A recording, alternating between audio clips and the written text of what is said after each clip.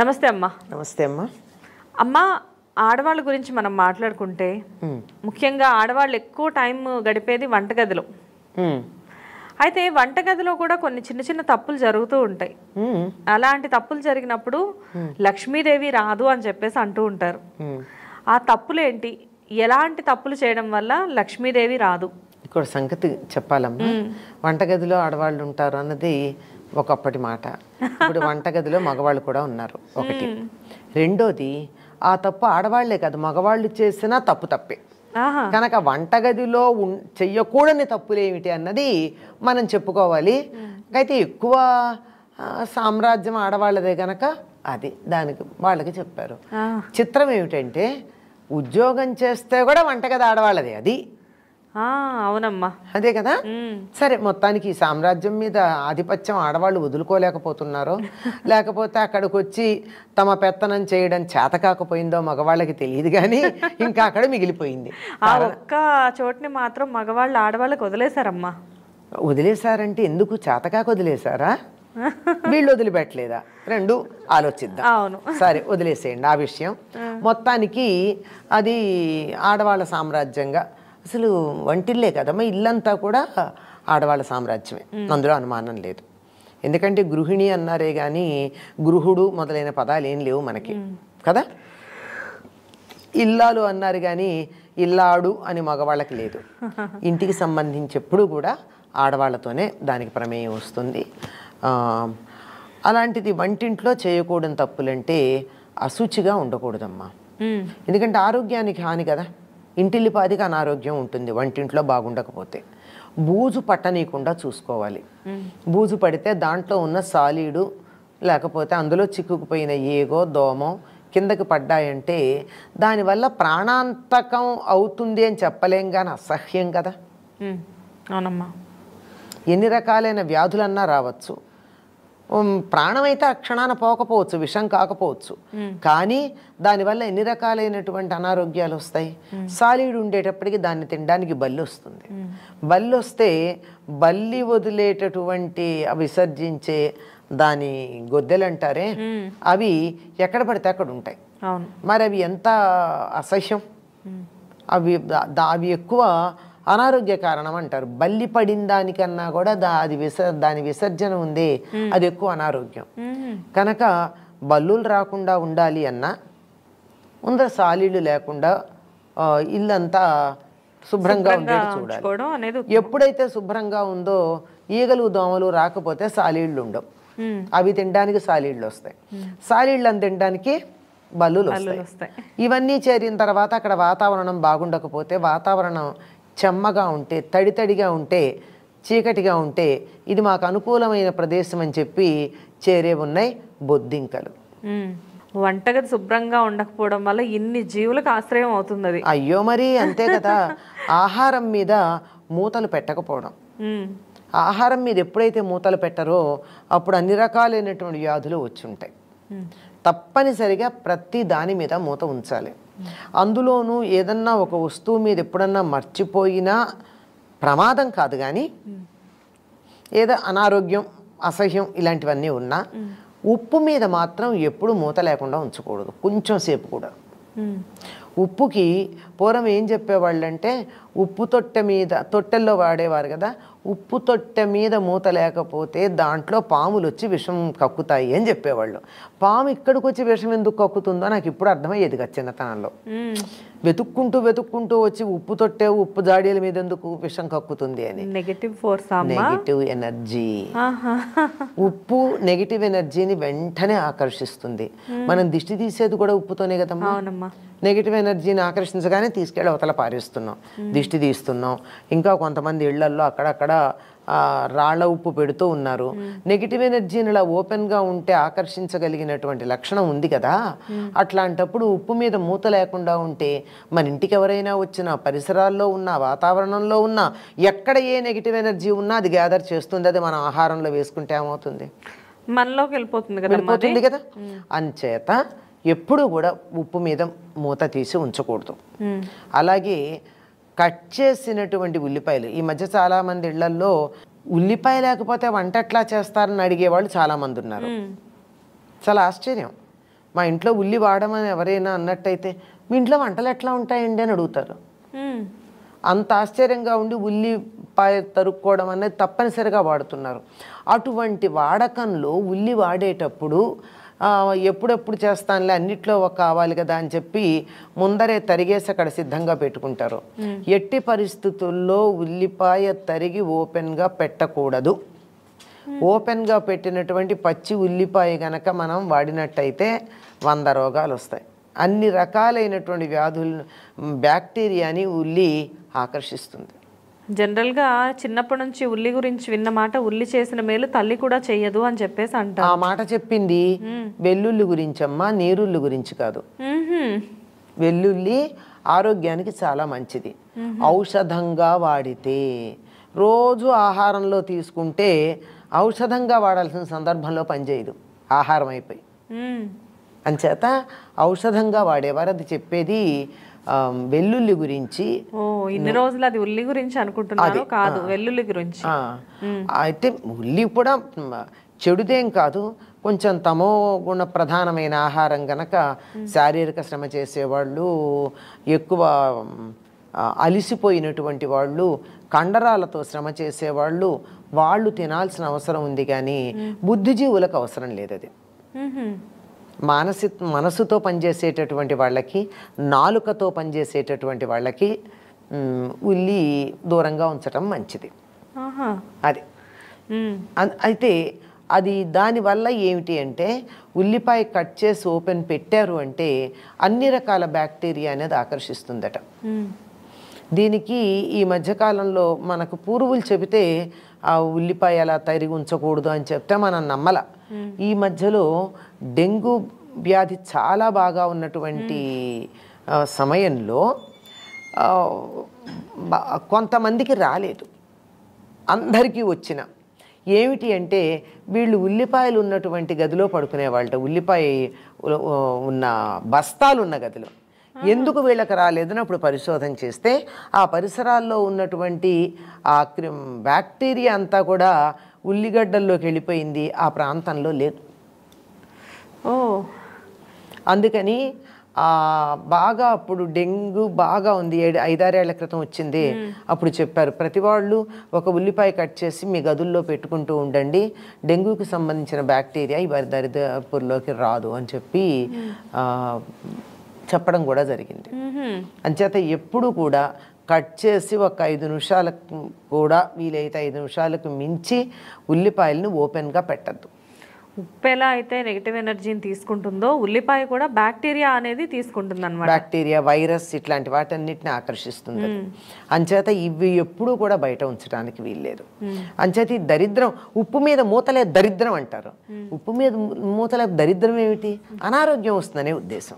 కనుక శుచిగా ఉండాలి, తడి లేకుండా ఉంచాలి, గాలి వచ్చేటట్టు ఉండాలి, గాలి బాగా వచ్చేటట్టు.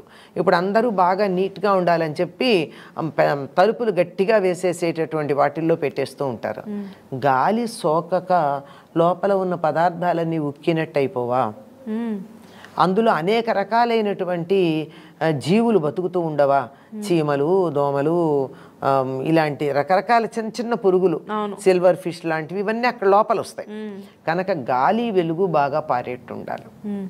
వంటింట్లో ఉండేటటువంటి అల్మైరాలు మొదలైనటువంటి వాటన్నింటికీ కూడా గాలి వెళ్ళడానికి తగినటువంటి జాలీలు లాంటివి పెట్టించడమో, లేకపోతే వుడెన్గా మీరు కబోర్డ్స్ చేయించుకున్నా వాటికి చిల్లులు పెట్టి గాలి లోపలికి బయటికి లోపలికి వెళ్ళేటి చేసుకోవడమో చాలా మంచిది. అంతేకాదమ్మా, ఎప్పుడు కూడా కిచెన్లో ఒక్కటైనా కిటికీ తలుపు తెరిచి ఉండాలి. వెంటిలేటర్ ఉంటే మంచిది. బై మిస్టేక్ గ్యాస్ ఏదన్నా లీక్ అయినా వెంటనే ప్రమాదం కాకుండా ఉంటుంది. పొరపాటున గ్యాస్ లీక్ అయింది, తలుపులన్నీ వేసున్నాయి, స్విచ్ వేసాం మనం, చాలు కదా భగ్గుమండానికి. అవునమ్మా, ఆ కిటికీ ఉన్నట్లయితే ఆ గ్యాస్ అనేది బయటికి పోవడం వల్ల చాలా వరకు సేవ్ అవుతాం, చాలా వరకు అవుతుంది. అందువల్ల కిటికీ తలుపులు ఒక్క కిటికీ తలుపన్నా, అసలు వెంటిలేటర్ ఫుల్ ఉంటే మరీ మంచిది, ఒక్క కిటికీ తలుపన్నా కిచెన్లో తెరిచి ఉండడం అన్నది ప్రధానంగా అందరూ గుర్తుంచుకోవాల్సినటువంటి విషయం. చాలా బాగుంది. అమ్మ, కళలు చాలా మందికి ఉన్న అనుమానం ఏంటంటే కళల్లో ఏదైనా జరిగితే అది నిజమవుతుందా అని చెప్పేసి. అంటే ఎన్నో రకాలుగా ఉంటాయి కళలు. కొన్ని కళలు మధ్యరాత్రి వస్తాయి, కొన్ని కళలు తెల్లవారుజామున వస్తాయి, కొంతమంది 9 గంటల వరకు పడుకుంటే వాళ్ళకి కళ్ళు వస్తాయి. కాకపోతే ఒక ప్రత్యేకంగా 9 గంటలకి పడుకుంటేనా 9 గంటల వరకు 9 గంటల వరకు పడుకుంటే 9 గంటల వరకు పడుకునే వాళ్ళు కూడా ఉంటారు. ఆ టైంలో కూడా కళ్ళు వస్తూ ఉంటాయి. అయితే అసలు కళలు అంటే కళల్లో కొన్ని జరిగినప్పుడు ఇవి నిజమవుతాయేమో అని చెప్పేసి భయపడుతూ ఉంటారు.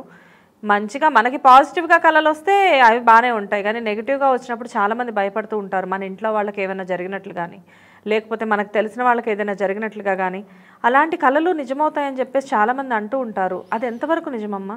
కళలు అనేవి సబ్కాన్షియస్ మైండ్ మేల్కున్నప్పుడు వస్తాయి.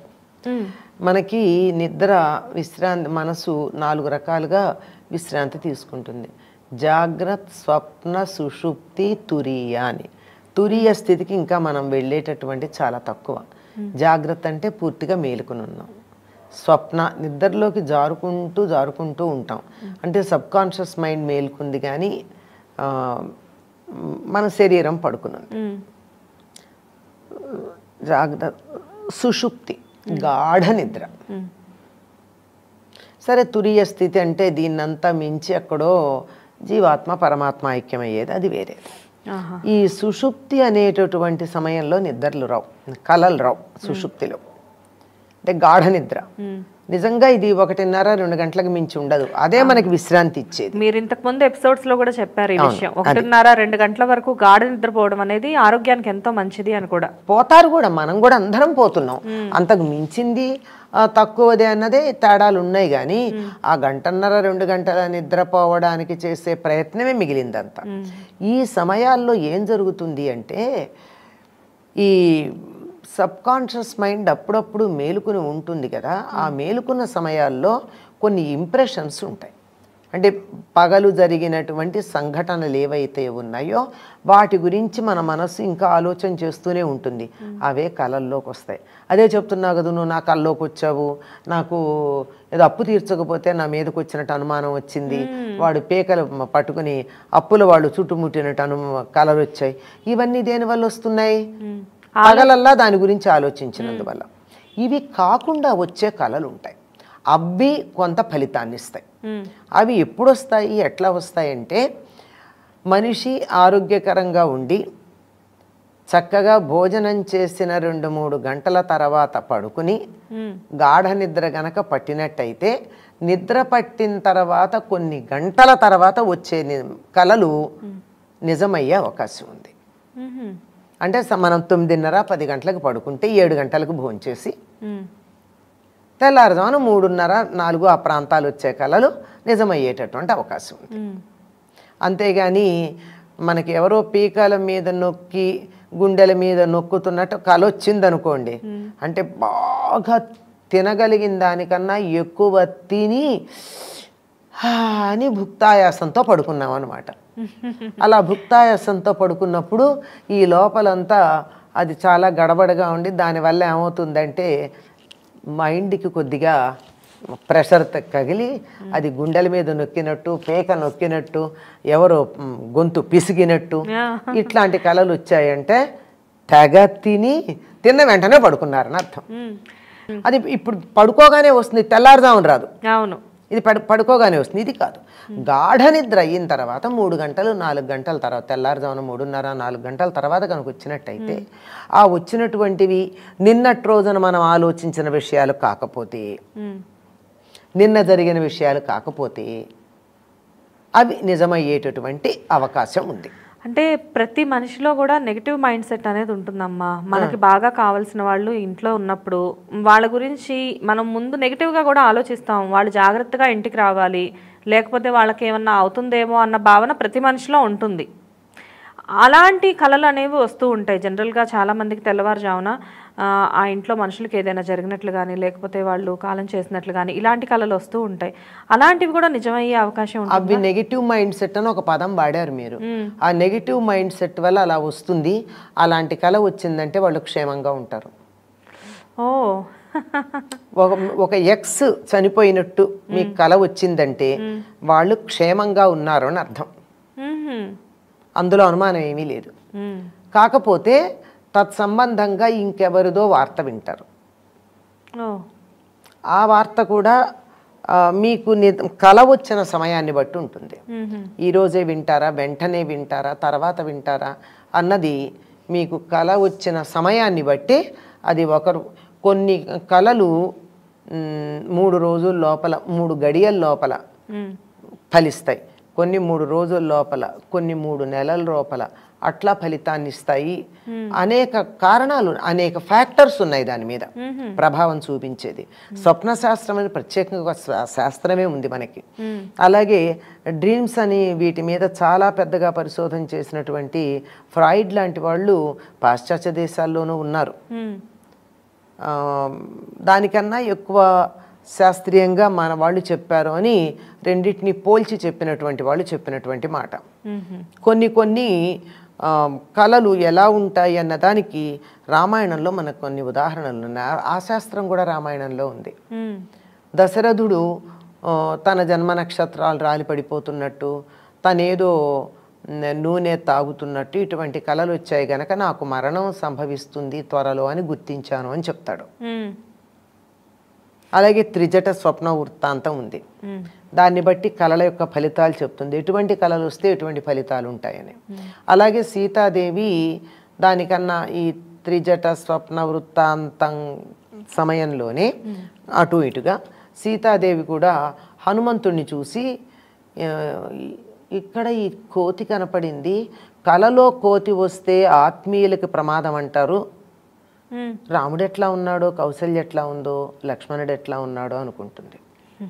అనుకుని మళ్ళీ వెంటనే అనుకుంటుంది, నేను నిద్రపోలేదు కదా, కళ ఎక్కడొచ్చింది, అందువల్ల ఇది కళ కాదు, ఈ స్వప్నానికి ఫలితమూ లేదండి. అంటే కళలో కోతి వస్తే ఆత్మీయులకేదో ఆపద వస్తుంది అని ఆ కళ యొక్క ఫలితం. అలాగే త్రిజటకి స్వప్నం వచ్చినప్పుడు రావణుడు నూనె తాగుతున్నట్టు, నెత్తి మీద నూనె పోసుకుంటున్నట్టు, వివస్త్రుడై ఉన్నట్టు, వాడిని ఒక నల్లని వస్త్రాలు ధరించిన నల్లని స్త్రీ ఈడ్చుకు వెడుతున్నట్టు ఇలాంటి కళ వచ్చింది అంటే అతడికి మూడింది అని అర్థం. అలాగే విభీషణుడు కాదు, కుంభకర్ణుడు వాళ్ళందరూ కూడా చెప్తుంది. కానీ విభీషణుడు తెల్లని వస్త్రాలు ధరించి ఊరేగుతున్నట్టుగా కనపడ్డాడు అంటుంది. అంటే అతడికి మేలు జరుగుతుంది అని అర్థం. కలలో కనపడ్డారు, కనపడింది ఇక్కడ ఎవడు, వీడు చచ్చిపోయినట్టేం లేదు రావణుడు, కానీ నూనె మీద పోసుకుని నగ్నంగా ఇలా కనపడ్డాడు అంటే చనిపోతున్నాడు, చావు దగ్గర పడింది అని అర్థం. అలాగే సీతాదేవి, రాముడు, లక్ష్మణుడు వీళ్ళంతా హంసలు మోస్తున్నటువంటి పల్లకి మీద, తర్వాత తెల్లని వృషభాలు పూంచిన రథాల మీద, తెల్లని ఏనుగు మీద ఎక్కినట్టు, ఇవన్నీ శుభ సూచకాలు. ఇవన్నీ శుభాన్ని అశుభాన్ని కొన్ని సింబాలిక్గా ఉంటాయి, కొన్ని వ్యక్తులుగా కాకుండా. కొన్ని కళల్లో పాములు కూడా కనబడుతూ ఉంటాయి. చాలా మంది ఈ మధ్య తరచుగా పాములు కళ్ళలోకి వస్తున్నాయని కూడా చెప్తూ ఉంటారు. అంటే మీరు ఇందాక చెప్పినట్లు కొన్ని మంచికి కొన్ని చెడుకి అంటున్నారు కదా, ఇలా పాములు కనబడడం అనేది దేనికి సంకేతం అమ్మా? పాములు కనపడడం అన్నది తీరని కోరికలకి సంకేతం. కోరికలు తీరకపోతే అది కూడా సెక్స్కి సంబంధించిన కోరికలు తీరని సందర్భంలోనే పాములు కల్లోకి వస్తాయని చెప్పి ఫ్రాయిడ్ చెప్పినటువంటి మాట. భారతీయ ధర్మం చెప్పాల, ఫ్రాయిడ్ చెప్పినటువంటి మాట. కనుక వివాహం కాని యువకులకు కానీ, లేదా ఆ రకమైనటువంటి సంతృప్తి లేనటువంటి గృహస్థులకు కానీ తరచుగా పాములు కల్లోకి వస్తున్నాయంటే వాళ్ళు ఆ విషయంలో చాలా సంతృప్తిగా ఉన్నారు అని. దీనికి మన వాళ్ళు ఏం చెప్తారంటే, పాము కాటేసినట్టు గనక కల్లోకి వస్తే శుభం అంటారు. సాధారణంగా పాము కాటేసినట్టు కల్లో రాదు. పాముని చూసి మనం పరిగెట్టినట్టే వస్తుంది. పాముని చూసి పరిగెట్టినట్టు వచ్చినా పెద్ద ప్రమాదకరమైంది ఏమీ కాదు. పాములు రావడం వల్ల అశుభం లేదు, శుభం లేదు. కాటేసినట్టు వస్తే శుభం అన్నారు అంటే, లేకపోతే అశుభం అంటే అది కూడా క్లియర్గా చెప్పలేం. కానీ పాములు వచ్చేదానికి కారణం ఇది అనేటటువంటి సంగతిని ఫ్రాయిడ్ చాలా కరెక్ట్గా చెప్పాడు. దీని మీద కొన్ని పరిశోధనలు కూడా జరిగాయి. అది కరెక్ట్ అవునా కాదా అని చెప్పి ఆయన చెప్పిందే కాకుండా కొంతమంది ఇలాగే చెప్పినటువంటి వాళ్ళని ప్రయోగాత్మకంగా అది పరిశీలించి ప్రయోగాత్మకంగా ఫ్రాయిడ్ చెప్పింది నిజమే అని చెప్పి నిరూపించారు ఆధునిక శాస్త్రవేత్తలు. బాగుందమ్మా, చాలా చక్కగా చెప్పారు కళల గురించి. నమస్తే అమ్మా. నమస్తే.